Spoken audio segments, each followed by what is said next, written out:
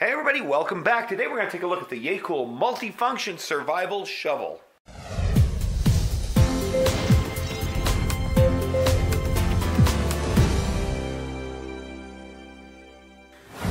Alright everybody, thanks for joining me today. Now I know when you see these kind of multifunction survival tools, you roll your eyes and think, you know? This one, I gotta say, I'm actually impressed with so far, okay? I have not tested it yet. We're going to test it on camera. I got to say it's built better than any screw-together shovel I've ever had. This thing is built like a tank, okay? It's actually heavy. You can see the decent construction. This is pretty well made, okay? But that remains to be seen when we actually test it.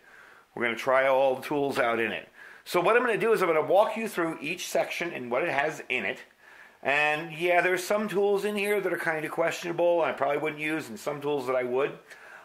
Before we start off, I want to let you know that Yeacool was nice enough to send this to me for review. So we're going to give it a good workout and test it out and see how I like it.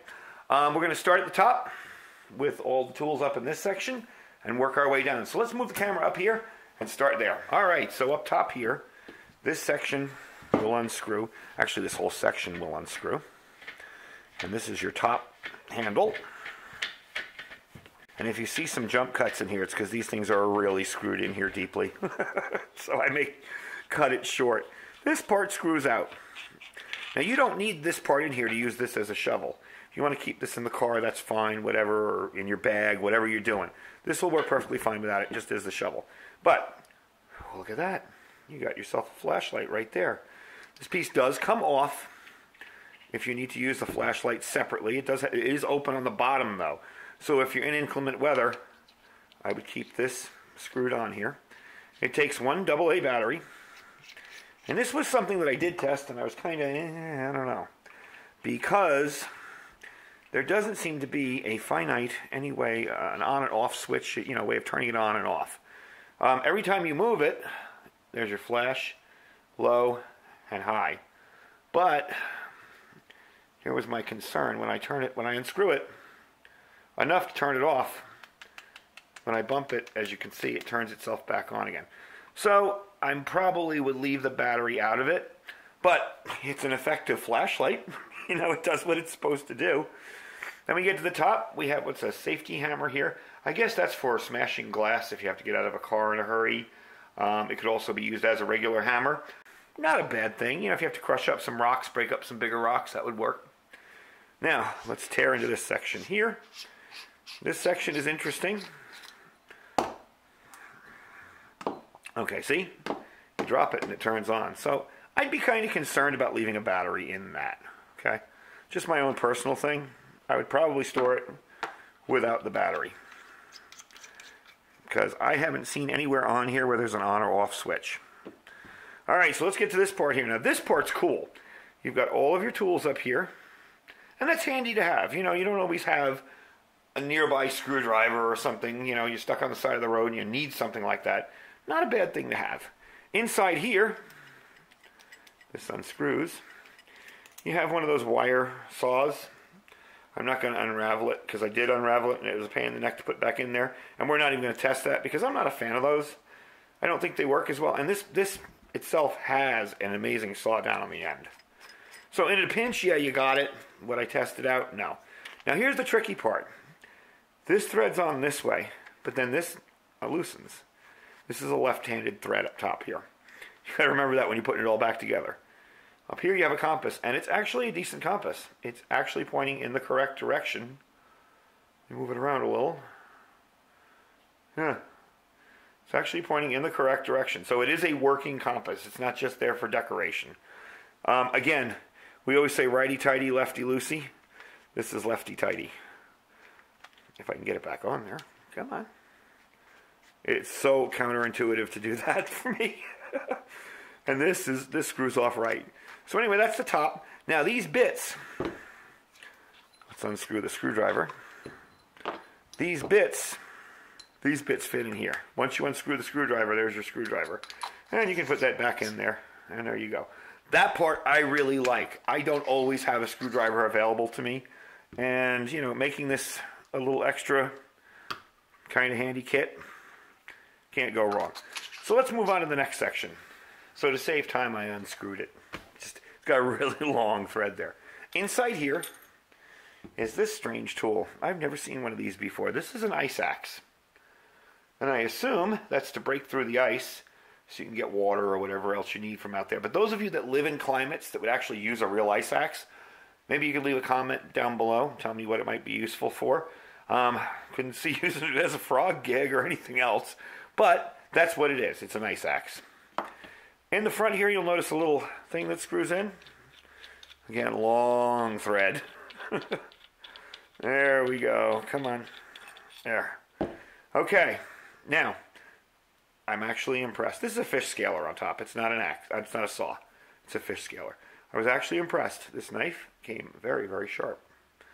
To use this knife, you would, of course, you wouldn't want to cross-thread it. You'd screw it in here, and in it would go, like that, and there you go. And it does butt up against the end here, so that is stable. And I may strop it and just touch it up a little bit, but that came fairly sharp. I was actually impressed with that. So you got a somewhat of a decent fixed blade knife if you need it. Again, everything in a kit like this is going to be a compromise. It's not going to be as good as the real thing, but in an emergency, it's going to be really good. That's my point. It'll be handy. So, that's this section here. And we're going to move on to the next section. All right, moving on to the next section. And this is a section we can test indoors, both parts of it. This is a whistle, okay? That is a nice, loud whistle. And if we want to switch it around, and I will admit to testing this last night because I'm a sucker for ferro rods. Cheap, expensive, big, small. I like ferro rods. So, here's where I tested it. We're going to test this out right here. I'm going to take the knife and get some fat wood and carve up a little pile, and we'll see how well this works. Now, this thing did throw crazy sparks yesterday. So let me set that up, and we can test that part inside, because it's a little crummy outside, and it's kind of very windy. So I want to do that in here real quick. So give me a sec, and I'll be right back. I just wanted to see how well this held up. I've been shaving the fat wood off a little bit in a pile there. As I said, the knife is very sharp for what it is. You know, I can definitely get some good fat wood shavings off with this. Doing really, really well. So, and I'm not trying to make curls, I'm trying to make little chips. And again, this is awfully small to be making curls on. So I'm going to make a nice little pile of fat wood, and then we're going to try out the ferro rod. Now, something I found really interesting when I was doing this, I got another piece of fat wood because that was getting small. I always keep one on my table here. The fish scaler on the back makes some incredible little piles of shavings for the fat wood. I'm really impressed by it. It just shaves away. You just run it down there like you would a thing, and it just shaves away.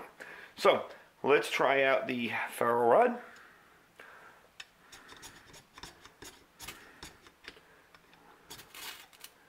There you go. Was that fast enough for you? Like I said, this thing throws really, really nice sparks. I didn't use the blade for that because I don't want to destroy the blade, but in an emergency situation I would. I just used my striker.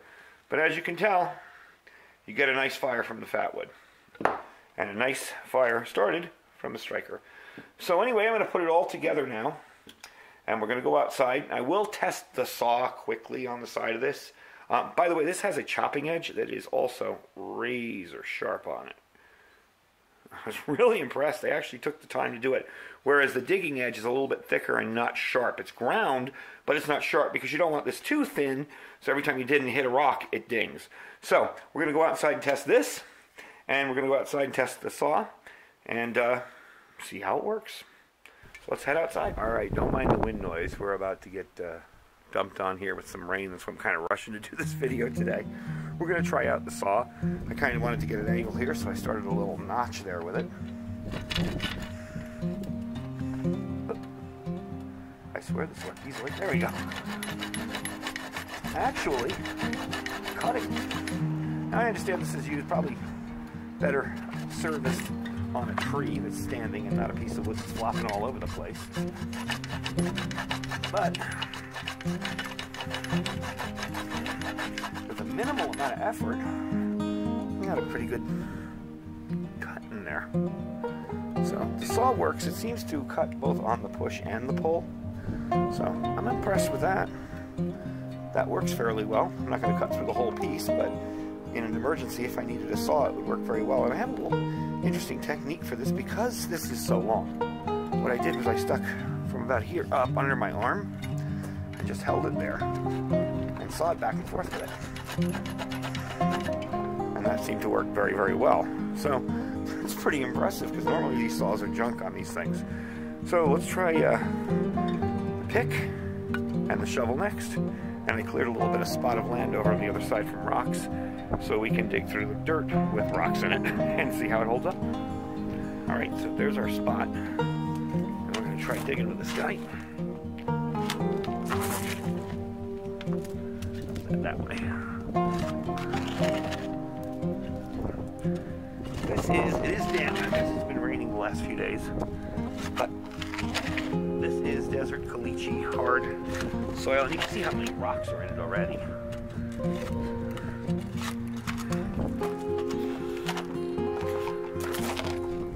This is extremely hard soil.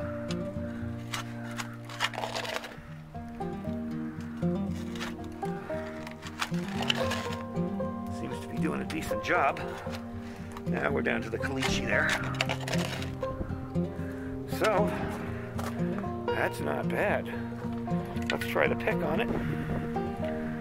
2. Alright, here's the pick. That's what I was hitting. I knew I was hitting something. Oop. There we go. That's what I was hitting with the front of the shovel.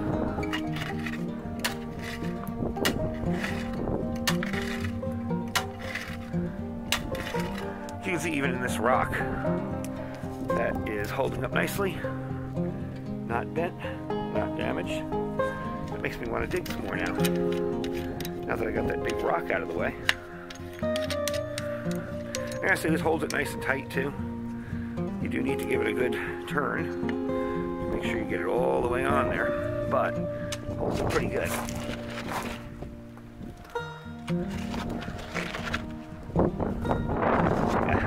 Much easier digging now. There's another big rock under there. So anyway, that is the digging test, and out in this soil, if it can do that, I'm impressed with it. Take a look at the blade. I'm going to wash it off when we go inside, but the edge is showing no damage. So let me rinse it off, bring it back inside, and give you my final thoughts on it. All right, we're all back in, washed up. Dirt comes off it nice and easy. I did forget to show you 2 things that are considered tools on here. You do have on the shovel 2 little hex nut wrenches and a bottle opener. Did forget to show you those. I wanted to give you the whole walk around. Probably wouldn't. I might use the bottle opener. I don't know if I ever use the hex wrenches, but you never know. They're there if you need them. So let's get into the specs of this whole thing here. The material is high carbon steel. That's what it's made of. The total length from top to bottom, 38 inches. Shovel board dimension is 7.87 inches by 6.1 inches. And the total weight with the bag, here is the bag that it comes in, and it's a very nice bag actually, is 5 pounds. This is not going to be something you're stuffing in a bug-out bag or for ultralight camping. There are other options for that. This is probably going to live in my car. So that's where that's going to head out. It's going to live in the car. We don't really get a lot of snow and ice and, you know, but there are times where a shovel like this could be useful. You can make a Dakota fire pit with it, bury human waste. Gosh, there's just tons of stuff you can do with a shovel. So with all the other tools, and the fact that the shovel works and nothing is broken, nothing came loose either. That's a big plus. When you're shoveling with this and that dirt out there, and you saw what that dirt looks like, it's all rock. There's just rocks after rocks in it.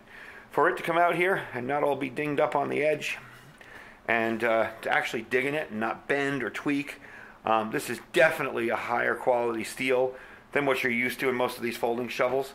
So for it to do that, I'm impressed with it. And I thank the company Yeacool who sent it to me. I really thank them for this. Definitely a wake up. I really thought it wasn't going to do as well as it did. And I'm impressed. So let's get on to the price. I'm going to put a link down in the description if you want to buy one of these. The better shovels that you're going to find on Amazon and other places are not cheap anymore. These aren't $14 shovels. This will run you 70 bucks. Okay? For the quality and the way it's built, once you get it, you're probably going to be nervous paying that much for it, but once you get it, you'll say, okay, I understand now. The other features are nice added additional features. If this just came as a shovel like this, I wouldn't mind paying 70 bucks for it, because it's actually that good. It feels like quality, it feels heavy. This is a way thicker gauge of steel than I've seen on most shovels. Like I said, it's kind of reminding me of the Schrade a whole lot. It is high carbon steel, so before I put this away, I'll probably put a light coat of WD-40 or some kind of penetrant oil on everything so it doesn't rust. And that's about it. The threads are very, very positive. You see they go way down into, so they're not going to snap off on you. Because I've snapped shovels in that soil out there. Trust me. So anyway, that's the deal. It's the Yeacool Multifunction Survival Shovel. Check them out. See if they have something you like. I would definitely recommend it. I wouldn't recommend this for a backpack item because it's the weight. But for car camping, for going out in the woods for a weekend, you know, in your vehicle or overlanding or anything like that, I wouldn't have a problem recommending that because that's actually a pretty beefy shovel. Anyway, folks, thanks for watching. I'm going to put a link down in the description where you can pick this particular shovel up. Underneath that is our Amazon store. Just click that link, shop as you normally would. Really helps out the channel a whole lot. And don't forget to check out our Thrive Life link down below. Like I said, I got a Thrive video coming. I've been reorganizing my storeroom and getting rid of some stuff and putting in better stuff, better Thrive stuff. So we have a video coming on that too. So check it out, stay safe, and stay prepared.